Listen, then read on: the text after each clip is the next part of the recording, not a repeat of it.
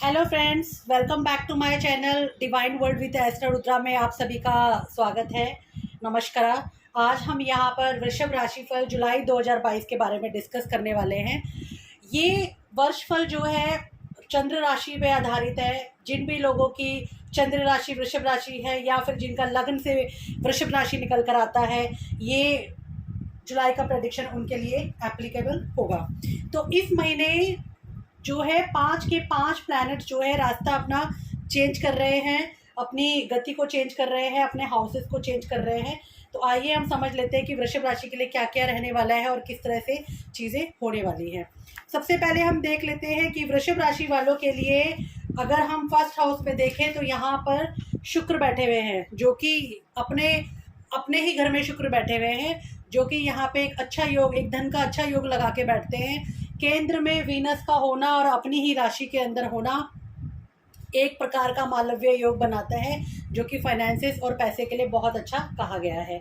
अगर हम द्वितीय भाव को देखते हैं तो द्वितीय भाव में बुध और सूर्य एक साथ बैठे हुए हैं और बुध और सूर्य यहाँ पर बैठ के बुध आदित्य योग बना देते हैं। और यहाँ पे बुध जो है वो अपने ही घर में बैठे हुए हैं, राजकुमार अपने ही घर में बैठे हुए हैं पिता के साथ। तो ये एक बहुत अच्छा कॉम्बिनेशन है।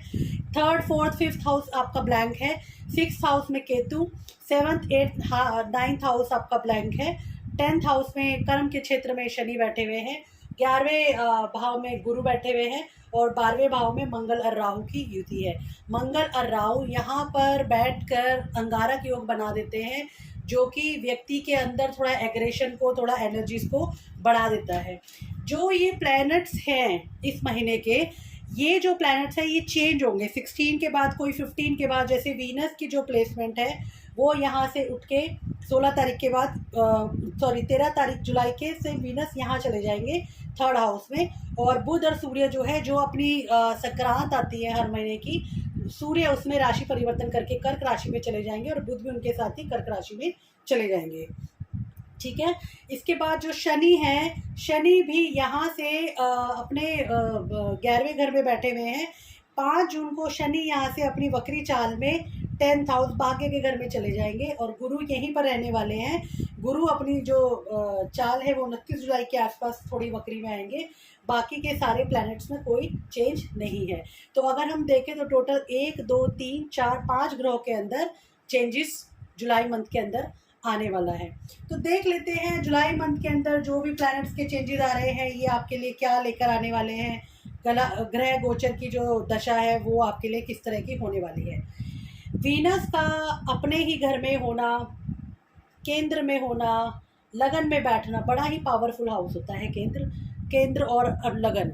लग्नेश लगन में ही बैठा हुआ है, हालांकि ये दुख बीमारी का भी घर है, लेकिन लग्नेश का अपने ही घर में बैठना काफ़ी पॉजिटिविटी आपको देगा। काम से रिलेटेड, आपके वर्क प्लेस से रिलेटेड, आपके खुद के अपनी चीज़ें जो इंसान की होती है उससे रिलेटेड काफ़ी पॉजिटिविटी आपको देने वाला है। आपके घर में रिलेटिव्स का आना जाना लगा रहेगा।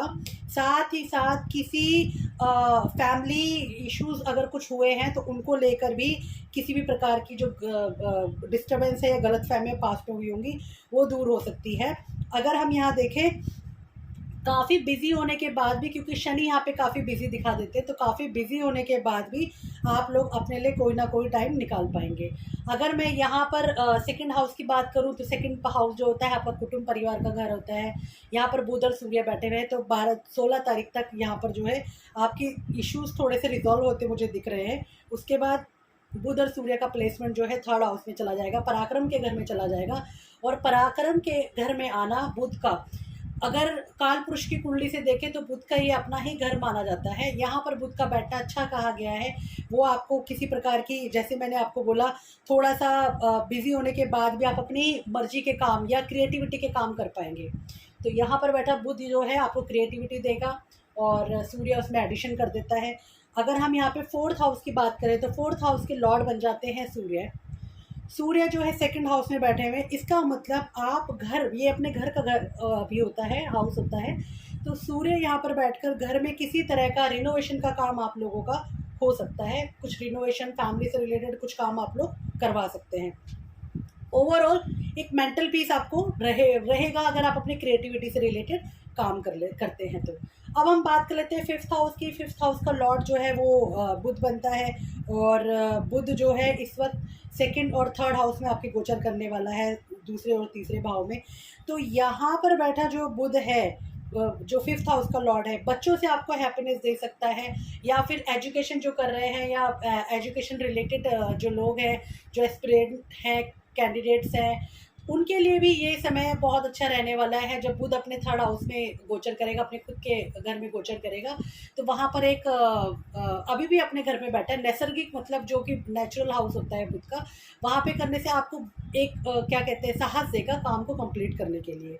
ठीक है, यहाँ पे हम सिक्स हाउस पर आ जाते हैं। सिक्स हाउस का जो लॉर्ड है वो वीनस है, केतु बैठा हुआ है वहाँ पे, राहु मंगल की दृष्टि केतु के ऊपर आती है।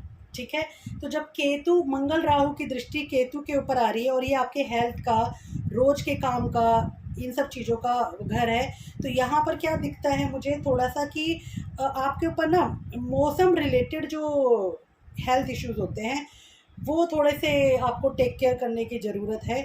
जो भी मौसमी बीमारियां होती हैं, या जो जैसे मौसम चेंज हो रहा है बरसातों की वजह से, इस वजह से जो भी बीमारियां हैं उसकी वजह से आपको थोड़ा सा हेल्थ इश्यूज आ सकते हैं, और आपको ये कहा जाएगा बिकॉज राहु की दृष्टि पड़ती है तो आपको थोड़ा सा ध्यान रखने की ज़रूरत है। ठीक है, अब यहाँ से हम आते हैं आपके पर्सनल रिलेशनशिप, लव रिलेशनशिप के ऊपर। तो आपका शुक्र देखता है, वीनस देख रहा है मार्स के हाउस को। मार्स 12th हाउस में बैठा हुआ है राहु के साथ। तो शुक्र का अपने 7th घर को देखना एक पॉजिटिविटी दे रहा है रिलेशनशिप को लेके। यहाँ पर दिखता है कि आपका जो पारिवारिक वातावरण है, या हस्बैंड वाइफ की जो रिलेशनशिप है, या लव के जो रिलेशनशिप है, वो काफ़ी अच्छे रहने वाले। हो सकता है कई लोग सेपरेशन वाले मोड पे हो, तो उनको भी मुझे लगता है अपने एक्स से मिलने का एक चांस मिल सकता है। ठीक है, अब यहाँ पर हम आ जाते हैं अपने 8th हाउस में। 8th हाउस के जो लॉर्ड हैं वो है गुरु, जो कि 11th हाउस में गए हुए हैं। तो यहाँ पर बैठे गुरु, जो कि एक अध्यात्म की और एक स्पिरिचुअल जर्नी की भी बात करते हैं, तो कई लोग यहाँ पर ऐसा दिखता है कि एक स्पिरिचुअलिटी की तरफ भी अपने ज्ञान को बढ़ा सकते हैं, या कुछ ज्ञान से रिलेटेड बातें अगर सीखना चाहते हैं तो वो भी मुझे यहाँ पे होते हुए दिख रही हैं। जो आपका भाग्य भाव का घर है, और जो आपका ये वाला 10th हाउस है, इसके लॉर्ड शनि बन जाते हैं। यहाँ पर जो शनि की प्लेसमेंट है, ये शनि यहाँ पर क्या देगा आपको, काफ़ी मेहनत देगा, हार्डवर्क देगा, लेकिन यहाँ बैठा शनि आपको बेनिफिट भी देगा, क्योंकि शनि जो है केंद्र में बैठ के, अपने घर में ही बैठ के शश महापुरुष योग बना रहा है। ये सिर्फ 5 जुलाई तक ही है, वहाँ उसके बाद शनि यहाँ से अपनी गति को चेंज करके इस वाले घर में आने वाले हैं। तो शनि ओवरऑल आपको यहाँ पर आपके वर्क और बिजनेस के अंदर संयम रखने के लिए कहते हैं कि आपको मेहनत करनी है। कार्य क्षेत्र में आपको अपने एम्प्लॉयज़ के साथ, अपने सबॉर्डिनेट के साथ मिलके चलना है, और अगर आप थोड़ा सा अपने काम करने के तरीके को चेंज कर लें, या आप किसी तरह से अपने जो कि अभी आलस आ रहा होगा इस सबको त्याग दें, तो आपकी बहुत अच्छी यहाँ पर आप प्रोग्रेस हो सकती है, टारगेट अपने बहुत अच्छे से हासिल कर सकते हैं, और बहुत मुझे पॉजिटिविटी आपके इसमें काम के हिसाब से आते हुए दिख रही है। काम के हिसाब से बहुत अच्छा है, आपका पर्सनल रिलेशनशिप के हिसाब से बहुत अच्छा है।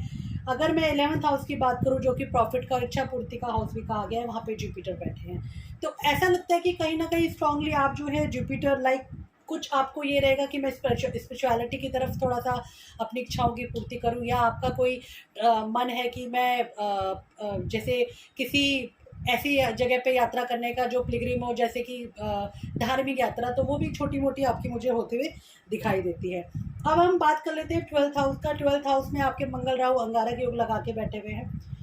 क्रोध की अधिकता रहेगी, थोड़ा सा आपको अपनी भाषा का प्रयोग देख कर और समझ के करने की ज़रूरत है।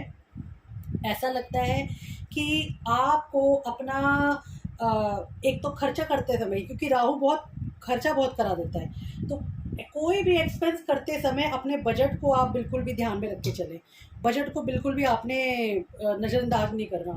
किसी भी तरह की स्लैंग लैंग्वेज, कोई गंदी भाषा का उपयोग नहीं करना, नहीं तो ये भी आपको एक नेगेटिव इम्पैक्ट दे सकता है।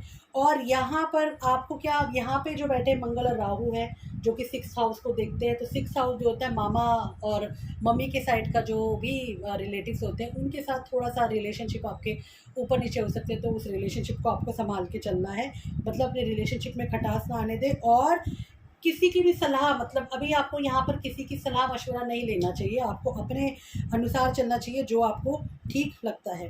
तो ओवरऑल अगर मैं आपकी जुलाई 2022 के लिए देखूं तो मुझे लगता है कि हेल्थ ठीक है, इम्यून सिस्टम को आपको अच्छा करना है, नॉर्मल हल्की फुल्की जो चीज़ें हैं मौसमी रिलेटेड वो हो सकती है, रिलेशनशिप अच्छे रहेंगे, लोगों का घर आना जाना लगा रहेगा, पार्टीज़ में और गेट टुगेदर करेंगे। तो ओवरऑल आपका वृषभ राशि जो है बहुत अच्छा जाने वाला है जुलाई मंथ। यहाँ पर आप लोग रेमेडी के तौर पे 2-3 छोटी मोटी रेमेडीज़ कर सकते हैं। शुक्र को और पॉजिटिविटी बढ़ाने के लिए या शुक्र से और पॉजिटिविटी लाने के लिए मैं आपको ये बोलूँगी, एवरी फ्राइडे जो है आप अपने घर में खीर बनाइए और अपनी फैमिली के साथ खीर बांटिए, खाइए, माँ लक्ष्मी को चढ़ाइए। दूसरा आपके लिए एक बहुत अच्छा उपाय जो यहाँ पे निकल के आता है वो है गाय की सेवा करना। गाय को प्रतिदिन एक रोटी दीजिए अपने घर से, तो आप देखेंगे इतना करने पे आपको काफ़ी अच्छी पॉजिटिविटी आती दिख रही है। और यहाँ पे मंगल और राहु के लिए आप जो है रेगुलर हनुमान चालीसा करेंगे तो उससे भी आपको फ़ायदा मिल जाएगा, क्योंकि हनुमान चालीसा आपके टेम्पर को, आपके प्लैनेट्स को मजबूती देगा और आपको काफ़ी पॉजिटिविटी मिलेगी। ठीक है, अगर आपको ये वीडियो पसंद आया हो तो प्लीज़ मेरे चैनल को लाइक और सब्सक्राइब कीजिए। धन्यवाद।